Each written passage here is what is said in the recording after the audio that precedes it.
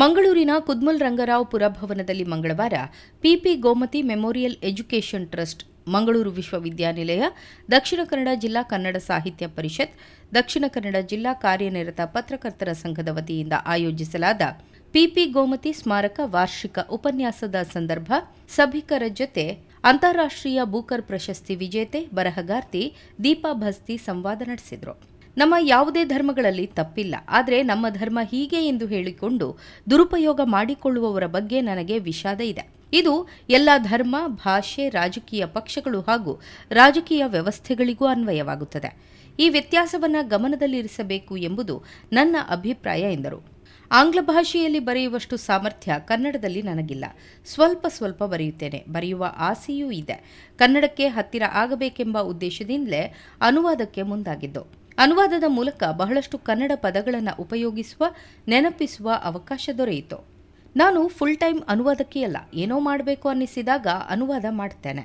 ಹಾಗೆಯೇ ಧಾರ್ಮಿಕ ಗ್ರಂಥಗಳು ಮಾಡುವುದೇ ಇಲ್ಲ ಎಂಬ ನಿಯಮ ಇಟ್ಟುಕೊಂಡಿಲ್ಲ. ಸಂದರ್ಭ, ಅವಕಾಶ, ಆಸಕ್ತಿ ಬಂದರೆ ಯಾಕೆ ಬರಿಬಾರ್ದು? ಸದ್ಯ ಅಂತಹ ಯಾವುದೇ ಆಲೋಚನೆ ಇಲ್ಲ ಎಂದು ಕನ್ನಡ ಸಾಹಿತ್ಯ ಪರಿಷತ್ ಮಾಜಿ ಜಿಲ್ಲಾಧ್ಯಕ್ಷ ಪ್ರದೀಪ್ ಕುಮಾರ್ ಕಲ್ಕೂರ ಅವರ ಪ್ರಶ್ನೆಯೊಂದಕ್ಕೆ ದೀಪಾ ಭಾಸ್ತಿ ಪ್ರತಿಕ್ರಿಯಿಸಿದರು. What makes me immensely happy is that I get to talk about Kannada on a world stage. I get to talk about Kannada everywhere I go, and that is when you know, outside of maybe even within India, or especially outside of this country, not many people know much about this extraordinary language that we have. And the fact that I get to talk about it, I get to say a few words in it, whether in speeches or when I'm talking to students elsewhere, that's the greatest gift that this prize has given me.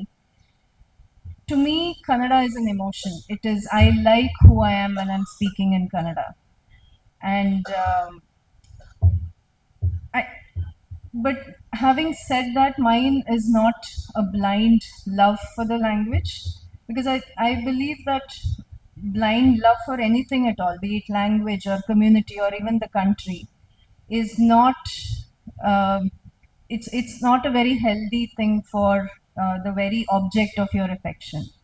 So while I love Kannada, I'm all too aware that there are several language affecting it, and it's a language like any other language. It needs to be worked on. It needs to be constantly improved and used to keep it alive and thriving.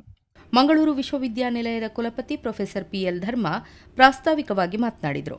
PP Gomathi memorial ಟ್ರಸ್ಟ್ನ ಬಂಬಿನ ಚಿನ್ನಮ್ಮ, ದಕ್ಷಿಣ ಕನ್ನಡ ಜಿಲ್ಲಾ ಕಾರ್ಯನಿರತ ಪತ್ರಕರ್ತರ ಸಂಘದ ಅಧ್ಯಕ್ಷ Pushparaj B N, ಕಾರ್ಯಕ್ರಮ ಸಂಯೋಜಕ ಹಾಗೂ ಹಿರಿಯ ವೈದ್ಯ ಡಾ ಶ್ರೀನಿವಾಸ ಕಕ್ಕಿಲ್ಲಾಯ, ದಕ್ಷಿಣ ಕನ್ನಡ ಜಿಲ್ಲಾ ಕನ್ನಡ ಸಾಹಿತ್ಯ ಪರಿಷತ್ ಅಧ್ಯಕ್ಷ ಡಾ ಶ್ರೀನಾಥ್ ಎಂಪಿ ಮತ್ತಿತರರು ಈ ಸಂದರ್ಭ ಉಪಸ್ಥಿತರಿದ್ದರು.